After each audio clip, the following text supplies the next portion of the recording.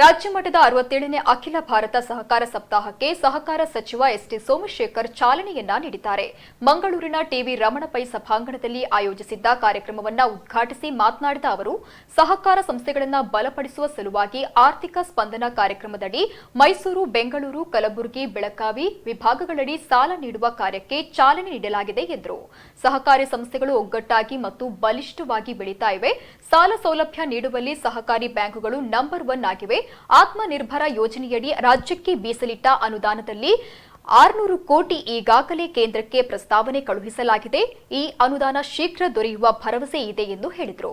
ದಕ್ಷಿಣ ಕನ್ನಡ ಜಿಲ್ಲಾ ಕೇಂದ್ರ ಸಹಕಾರಿ ಬ್ಯಾಂಕಿನ ಅಧ್ಯಕ್ಷ ಡಾಕ್ಟರ್ ಎಂಎನ್ ರಾಜೇಂದ್ರ ಕುಮಾರ್ ಮಾತನಾಡಿ, ಮಂಗಳೂರು ವಿಶ್ವವಿದ್ಯಾಲಯದಲ್ಲಿ ಸಹಕಾರ ಅಧ್ಯಯನ ಪೀಠ ಆರಂಭಿಸಲು ಸರ್ಕಾರದಿಂದ ಅನುಮತಿ ದೊರಕಿದ್ದು ಈ ವರ್ಷದಿಂದಲೇ ಆರಂಭಗೊಳ್ಳಲಿದೆ. ಇದು ಹೆಮ್ಮೆಯ ವಿಷಯ ಎಂದರು. ಸಹಕಾರ ಪತ್ರಿಕೆಯ ವಿಶೇಷ ಸಂಚಿಕೆ ಬಿಡುಗಡೆಗೊಂಡಿತು. ಅಲ್ಲದೆ ಉತ್ತಮ ನವೋದಯ ಸ್ವಸಹಾಯ ಸಂಘಗಳನ್ನು ಪುರಸ್ಕರಿಸಲಾಯಿತು. ಕಾರ್ಯಕ್ರಮಕ್ಕೆ ಮೊದಲು ನಡೆದ ಸಹಕಾರ ಜಾಥಾಕ್ಕೆ ಎಸ್ಸಿಡಿಸಿಸಿ ಬ್ಯಾಂಕ್ನ ಅಧ್ಯಕ್ಷ ಡಾಕ್ಟರ್ ಎಂಎನ್ ರಾಜೇಂದ್ರ ಕುಮಾರ್ ಚಾಲನೆಯನ್ನ ನೀಡಿದ್ರು. ಮೇಯರ್ ದಿವಾಕರ ಪಾಂಡೇಶ್ವರ ಸಹಕಾರ ಸಂಘಗಳ ಮಳಿಗೆ ಉದ್ಘಾಟಿಸಿದ್ರು. ಬಿಜೆಪಿ ರಾಜ್ಯ ಘಟಕದ ಅಧ್ಯಕ್ಷ ನಳಿನ್ ಕುಮಾರ್ ಕಟೀಲ್, ಶಾಸಕರಾದ ವೇದವ್ಯಾಸ್ ಕಾಮತ್, ಮೀನು ಮಾರಾಟ ಮಹಾಮಂಡಳದ ಅಧ್ಯಕ್ಷ ಯಶ್ಪಾಲ್ ಸುವರ್ಣ, ಕ್ಯಾಂಪ್ಕೋ ಅಧ್ಯಕ್ಷ ಎಸ್ಆರ್ ಸತೀಶ್ ಚಂದ್ರ, ಕೆಎಂಎಫ್ ಅಧ್ಯಕ್ಷ ರವಿರಾಜ ಹೆಗ್ಡೆ, ಸ್ಕ್ವಾಡ್ ಅಧ್ಯಕ್ಷ ರವೀಂದ್ರ ಕಂಬಳಿ ಮತ್ತಿತರರು ಉಪಸ್ಥಿತರಿದ್ದರು.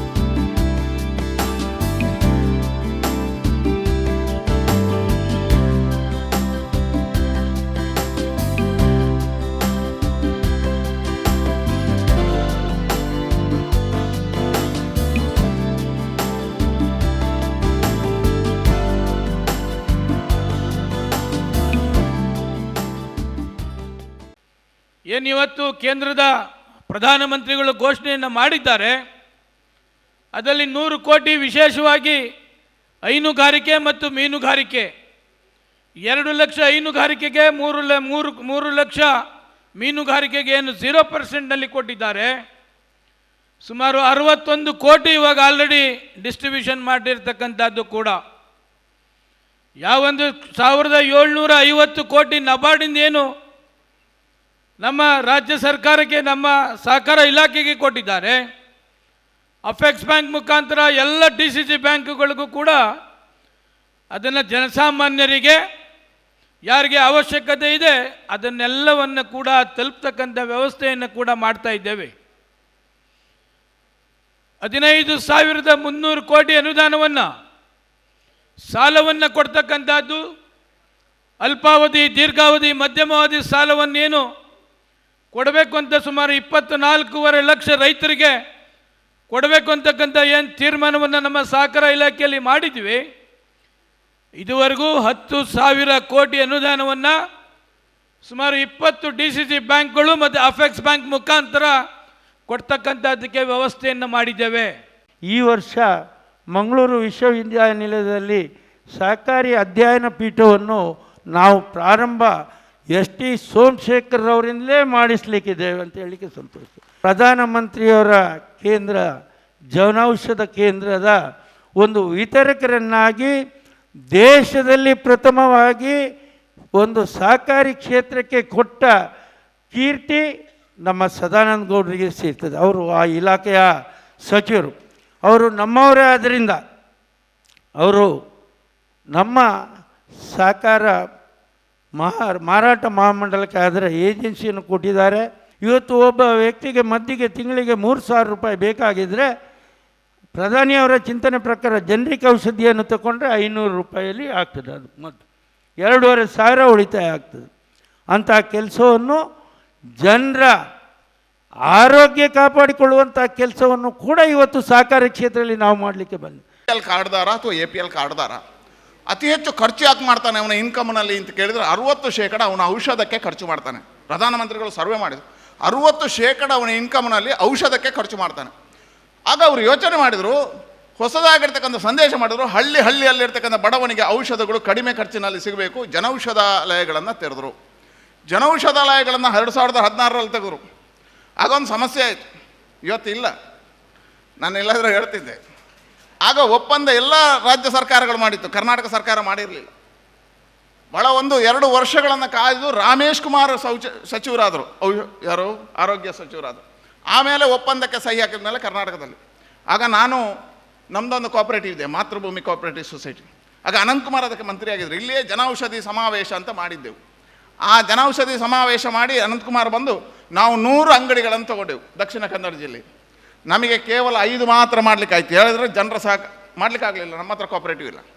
ಇವತ್ತು ಅದರಷ್ಟು ಇಷ್ಟು ಉಪಯುಕ್ತ ನನಗೆ ಅನ್ನಿಸ್ತದೆ. ಗ್ರಾಮಗಳಿಗೆ ಅದು ಬೇಕು, ಆದರೆ ಇದೊಂದು ಸರ್ಕಾರ ಮಾಡಲಿಕ್ಕಾಗಲಿಲ್ಲ. ಸರ್ಕಾರ ಮಾಡಲಿಕ್ಕೆ ಆಗದನ್ನು ಇವತ್ತು ರಾಜೇಂದ್ರ ಕುಮಾರ್ ಅವರು ತಗೊಂಡಿದ್ದಾರೆ. ನಾನು ಅಭಿನಂದನೆಗಳನ್ನು ಸಲ್ಲಿಸ್ತೇನೆ. ನರೇಂದ್ರ ಮೋದಿ ಅವರ ಇಚ್ಛೆ ಏನಿದೆ, ಹಳ್ಳಿಯಲ್ಲಿರ್ತಕ್ಕಂಥ ಬಡವನಿಗೆ ಅದು ಸಿಗಬೇಕು ಅಂತ ಹೇಳ್ತಕ್ಕಂಥದ್ದು, ಅದನ್ನು ಕೊಡ್ತಕ್ಕಂಥ ಕೆಲಸ ಇವತ್ತು ಸಹಕಾರನಿದೆ. ಪ್ರತಿಯೊಬ್ಬರ ಜೀವನದಲ್ಲಿ ಬಹಳ ದೊಡ್ಡ ಯಶಸ್ಸನ್ನು ಕಾಣಬೇಕು ಅಂತೇಳಿ ಆದರೆ ಸಹಕಾರಿ ರಂಗದ ಕೊಡುಗೆ ಬಹಳ ದೊಡ್ಡದಿದೆ. ಇವತ್ತು ಸಚಿವರು ಹೇಳುವಾಗ ಒಂದು ಮಾತನ್ನು ಹೇಳಿದರು, ಸಂಸದರು ಹೇಳುವಾಗ ಹೇಳಿದರು. ಇವತ್ತು ನಮ್ಮ ಜಿಲ್ಲೆಯಲ್ಲಿ ಸಹಕಾರಿ ಕ್ಷೇತ್ರದ ಕೊಡುಗೆ ಬಹಳ ದೊಡ್ಡದಿದೆ. ನಮ್ಮ ಜಿಲ್ಲೆಯ 3-4 ವಿಧಾನಸಭಾ ಕ್ಷೇತ್ರಕ್ಕೆ ಹೋಲಿಕೆ ಮಾಡಿದಾಗ ಅಲ್ಲಿ ಬಹಳ ದೊಡ್ಡ ಮಟ್ಟಿಗೆ ಅಡಿಕೆ ಬೆಳೆಗಾರರಿಗೆ ಬಹಳ ದೊಡ್ಡ ಶಕ್ತಿಯನ್ನು ಕೊಟ್ಟಂಥ ಸಂಸ್ಥೆ ಯಾವುದು ಅಂದರೆ ಕ್ಯಾಂಪ್ಕೋ.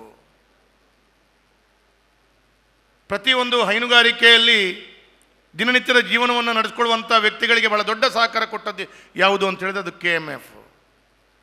ಕಷ್ಟದಲ್ಲಿರುವಂಥ ಪ್ರತಿಯೊಬ್ಬರಿಗೆ ಕಣ್ಣೀರು ಒರೆಸುವಂಥ ಕೆಲಸ ಕಾರ್ಯಗಳನ್ನು ಮಾಡಿದಂಥದ್ದು ಯಾವುದು ಅಂತ ಹೇಳಿದ್ರೆ ಅದು ಸಹಕಾರಿ ಕ್ಷೇತ್ರದ ಬ್ಯಾಂಕ್ಗಳಿಂದ ಆಗಿದೆ ಅಂತ ಹೇಳುವಂಥದ್ದು ಭಾಳ ವಿಶ್ವಾಸದಿಂದ ಹೇಳಬೇಕಾಗ್ತದೆ. ತಾವು ಈಗ ಹೇಗೂ ಕೂಡ ಜನೌಷಧಿ ಕೇಂದ್ರವನ್ನು ಪಡ್ಕೊಂಡಿದ್ದೀರಿ. ತಮ್ಮ ಎಲ್ಲ ಜಿಲ್ಲೆಯಲ್ಲಿರುವಂಥ ಎಲ್ಲ ಜಿಲ್ಲೆಗಳಲ್ಲಿರುವಂಥ ಬ್ಯಾಂಕಿನ ಕಂಪೌಂಡ್ನಲ್ಲೇ ಇನ್ನೊಂದು ಜನೌಷಧಿ ಕೇಂದ್ರದ ಅಲ್ಲೇ ಒಂದು ಔಟ್ಲೆಟ್ಗಳನ್ನು ಮಾಡಿದಾಗ ಗ್ರಾಮಾಂತರ ಜನರಿಗೂ ಬಹಳ ದೊಡ್ಡ ರೀತಿಯ ಸಹಕಾರ ಕೊಟ್ಟಂತ ಆಗ್ತದೆ ಅಂತ ಹೇಳುವಂಥದ್ದು ನನ್ನ ಭಾವನೆ.